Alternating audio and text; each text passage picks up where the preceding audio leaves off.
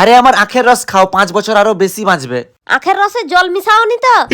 এই দেখো আমি সাদা জামা পরছি, আমার সাদা মনে কোনো কাদা নেই। এই দেখো জলের মগ, তোমাদের কি মনে হয় আমি আখের জুসে জল মিশাবো?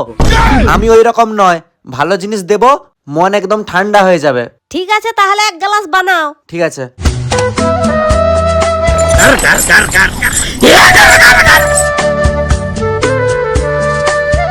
ধরো।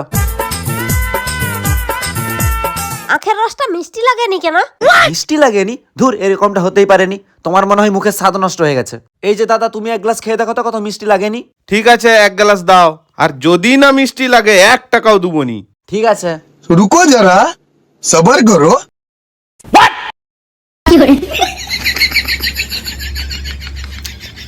হ্যাঁ ভালোই তো মিষ্টি লাগছে। দেখলে তো তোমার মুখের স্বাদ নষ্ট হয়ে গেছে। পরের দিন থেকে ব্রাশ করে আসবে, দেখবে তখন মিষ্টি লাগবে। হয়তো হতে পারে।